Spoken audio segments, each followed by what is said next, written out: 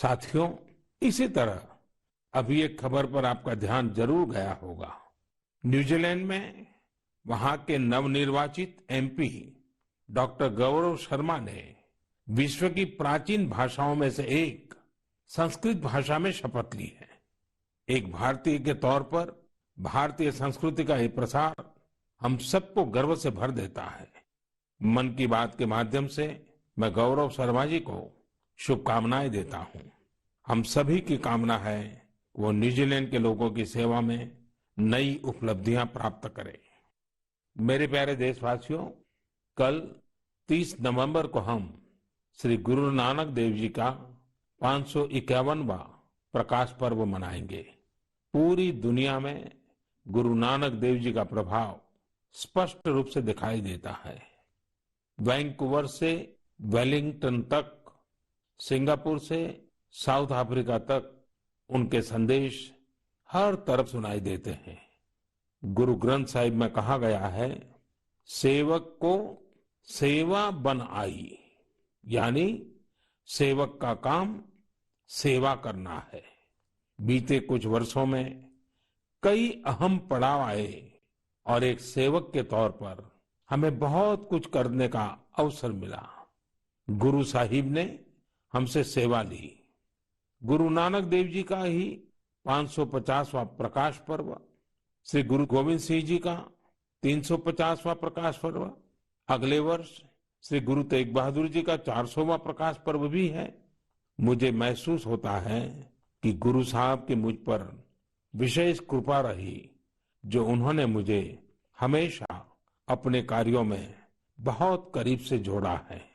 साथियों, क्या आप जानते हैं कि कच्छ में एक गुरुद्वारा है, लखपत गुरुद्वारा साहब। श्री गुरु नानक जी अपनी उदासी के दौरान लखपत गुरुद्वारा साहिब में रुके थे। 2001 के भूकंप से इस गुरुद्वारे को भी नुकसान पहुंचा था। यह गुरु साहिब की कृपा ही थी कि मैं इसका जीर्णोद्धार सुनिश्चित कर पाया। न केवल गुरुद्वारा की मरम्मत की गई, बल्कि उसके गौरव और भव्यता को भी फिर से स्थापित किया गया। हम सबको गुरु साहिब का भरपूर आशीर्वाद भी मिला। लखपत गुरुद्वारा के संरक्षण के प्रयासों को 2004 में UNESCO Asia Pacific heritage award में अवार्ड ऑफ डिस्टिंक्शन दिया गया। अवार्ड देने वाली जूरी ने यह पाया कि मरम्मत के दौरान शिल्प से जुड़ी बारीकियों का विशेष ध्यान रखा गया। जूरी ने यह भी नोट किया कि गुरुद्वारा के पुनर्निर्माण कार्य में सिख समुदाय की न केवल सक्रिय भागीदार रही, बल्कि उनके ही मार्गदर्शन में ये काम हुआ। लखपत गुरुद्वारा जाने का सौभाग्य मुझे तब भी मिला था जब मैं मुख्यमंत्री भी नहीं था। मुझे वहां जाकर असीम ऊर्जा मिलती थी। इस गुरुद्वारे में जाकर हर कोई खुद को धन्य महसूस करता है। मैं इस बात के लिए बहुत कृतज्ञ हूं कि गुरु साहब ने मुझसे निरंतर सेवा ली है।